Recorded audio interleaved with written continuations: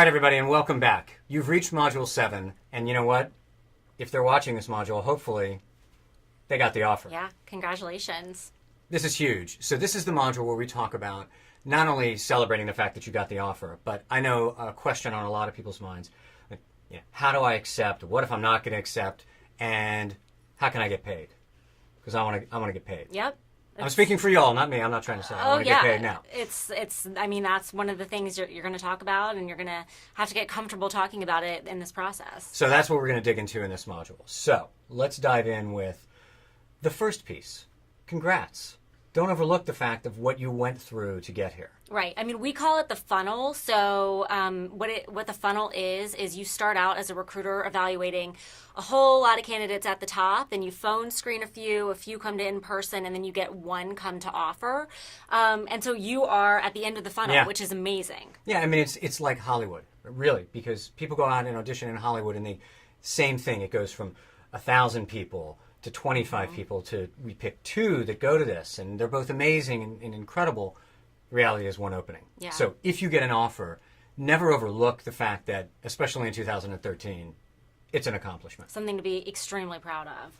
And now that we can be proud of it, okay, well, there's steps that are involved here. What are our choices? Yeah, so you have several different choices right now. You can decline the offer. So when this happens, you might be really nervous to do that, to call back that recruiter who's been your best buddy through the process, or the hiring manager, or whoever it is at the company that you're going to have to deliver this message to.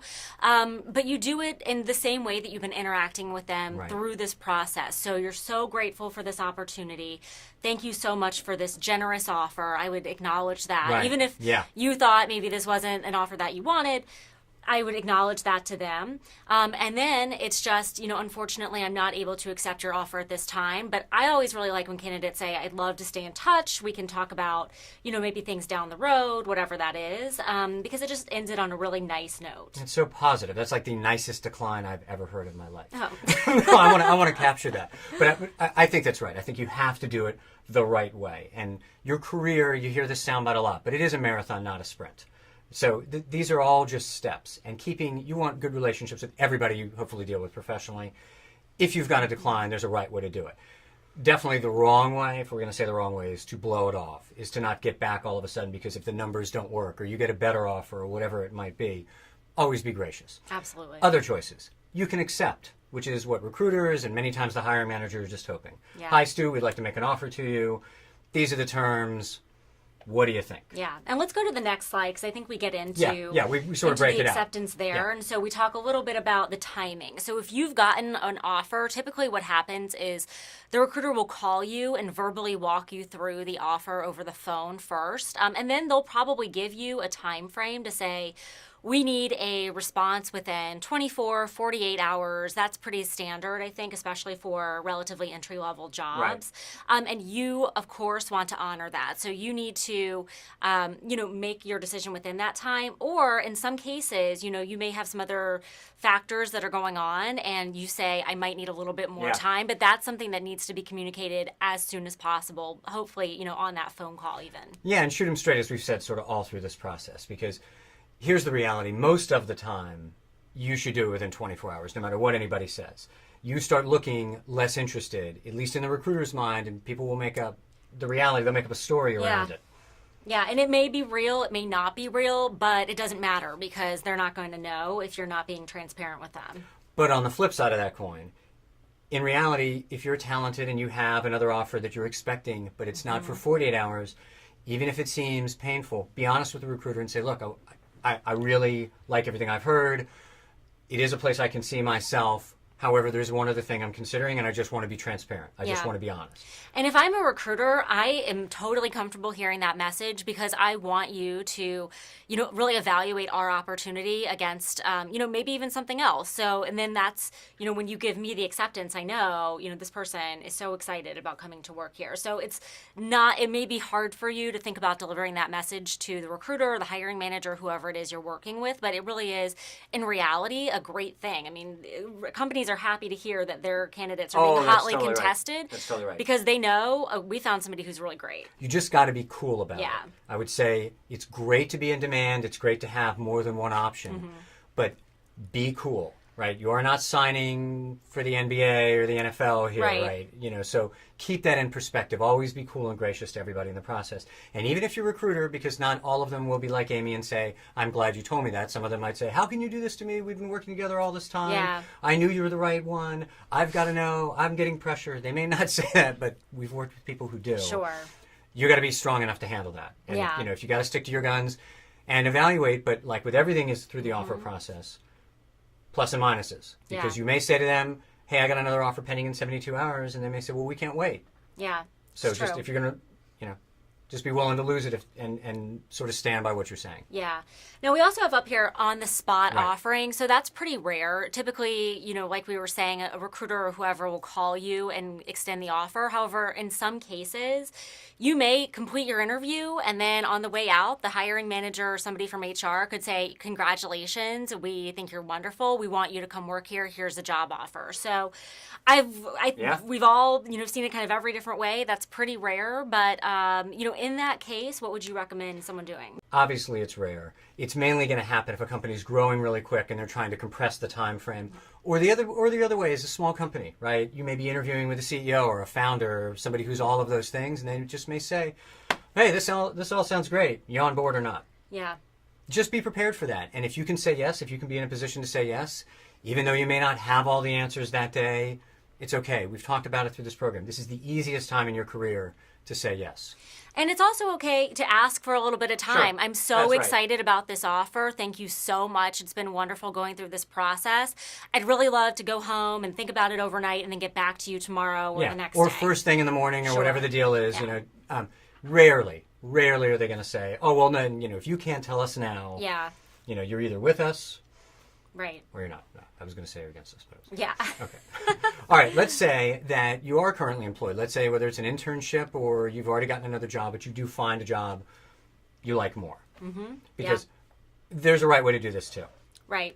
Yeah, this is not fun. So anyone who's ever done this before, and especially when you think maybe your manager or whoever you have to tell is not expecting this news, you're probably not really that excited to tell them, No. hopefully. So, you know, we've outlined some best practices here. I think the first thing is don't just spring that on somebody, you know, in the cafe or in the hall or wherever you are. Or through a text. Right, through text.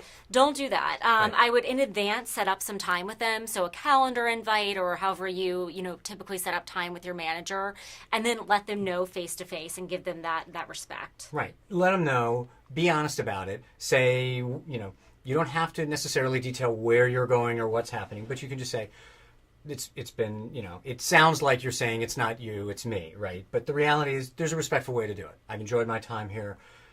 My time has come. I'm moving on. I'm making this step. And what we like to say is, don't get your heart broken if somebody says, well, you know what, fine. Mm-hmm. You can take your 2 weeks. You know, today's your last day. Yeah. Yeah, that happens, and that's okay. So you should go into it expecting anything. So expecting them to, you know, walk you out the door immediately afterwards, expecting them to beg and want you to stay. Hopefully. It's happened, you know, both ways. So you really just have to be prepared for however they react to it. This is just like sort of how you prepared to get into the interview process to begin Yeah. with, right? You're just focusing on managing it appropriately, you know, being respectful to everybody, and also sticking to your guns. So I've had them, we've probably all had them, the type of boss that if you know they're going to fly off the handle, then you get in a little early and you get your stuff in order because, you know, just... Yeah, you're preparing. It's easier to just go, cool, and see you. Yeah, Exit stage left. definitely. All right, so let's take a step back for a minute, and let's talk about money. Because we've talked about a lot of other things. We've talked about accepting, we've talked about quitting, we've talked about if you're not going to accept. But I think everybody really wants to talk about, Right. Yeah, negotiating. how do I get paid? Yeah, exactly. And I have to stand up for myself, and I have to be tough when I negotiate, right? Or at least that's what everybody tells me. But in reality, I just got out of college, and I know I just want to say yes. Yeah. So you just got out of college. You want to say yes to the offer. The recruiter, I'm willing to bet probably knows that. But I think this is a great time. And I am a firm advocate of everyone negotiating every job offer that you get. But there's a right and a wrong way to do it. Yeah. So I think that, you have to figure out what leverage you do have. Are there things that make you exceptional or make you stand out or make you a value add to the company that you can lean back on when you ask for more money? I wouldn't ask for the sun and the stars. I think that, a couple of $1,000s is probably, the max that most companies are going to be able to kind of wiggle around for an entry level person.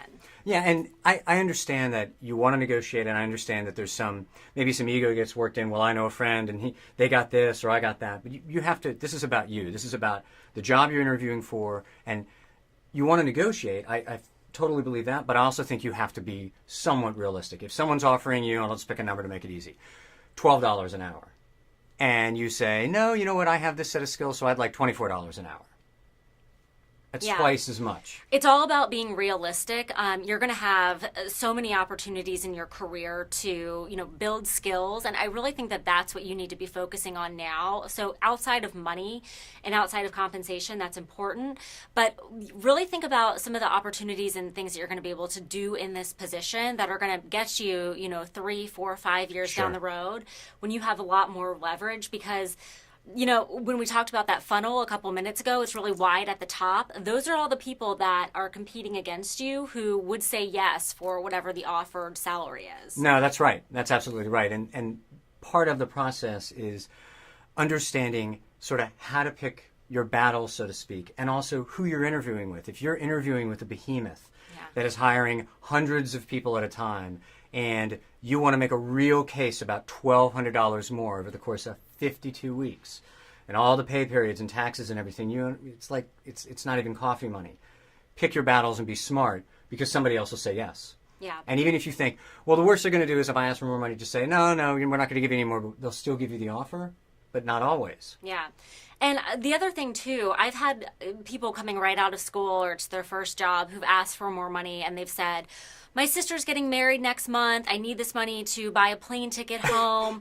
I have all these other things that I'm doing. Recruiters, hiring managers, the reality is that doesn't matter. We're thinking about the company. We're thinking about the skills and the value that you're going to add to that. So if you're going to ask for more money, we need to be able to see how us giving you that is going to translate into additional value for our company. I think that's what you always should come back to. The negotiation in reality is never about the money. It's about the value.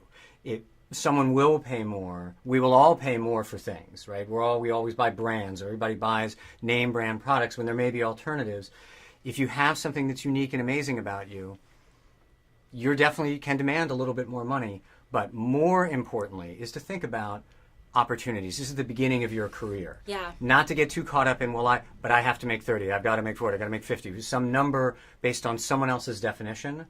This is about you. Yeah, and absolutely, though. I mean, I would go into this expecting to probably not get anything, but I absolutely would ask. I really do. I mean, I think that it's a great habit to get into. I think every job that you move into down the road, you're going to want to have that skill and build that negotiation muscle and feel comfortable doing it. So I think it's a great habit to get into, but I wouldn't go into it this time, at least, with super high expectations. And I think you're also in some way showing the future employer, future hiring manager, that you know what your value is and you're willing to stand up and say, here's what I want.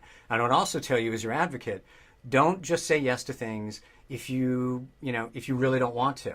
Because what will happen is down the road, you'll end up feeling, resentful or underappreciated or undervalued, but you created all of that based on how you went into the situation. So pick your battles. And the last thing I'd say about negotiating, it's not just about base salary. Yeah. There are other ways to get benefits. Yeah. So if you're looking to, to get, hey, look, I was trained, I believe that it's, yin and yang, great.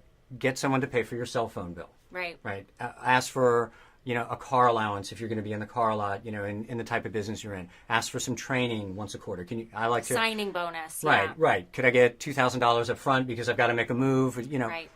There's a lot of leeway with that in recruiters. A lot of times that's easier than getting someone's base salary moved up, because in companies there are ranges and grids and there's a lot of other employees that they're thinking, right. Okay, I'm bringing 30 other people into this job in the exact same role that are going to start in the same time frame, if I have this person at 5 or 10K higher, it just doesn't jive. Right. They're thinking about internal equity with their own employees. Okay, so now let's talk about action steps. You got the offer. Congratulations. Now what do you do? Yeah, so you got to make sure that you have your priorities in line. So Right. have you really evaluated the opportunity versus the location, all those things that we talked about before, making sure that you're accepting this role, if you accept it, for the right reasons. And I think an easy drill, which we've talked about a lot of things that might seem silly, talking to the mirror, practicing your intro and your bio and all that, but this is another opportunity that just practice explaining to people, this is what I do. You're in that job now. This is Yeah. what I do. This is what that title is. This is why I took that job. This is what we do there. And how does that make you feel? Right. If it makes you feel excited, if you can't wait, then you're doing it for the right reasons. And if you have other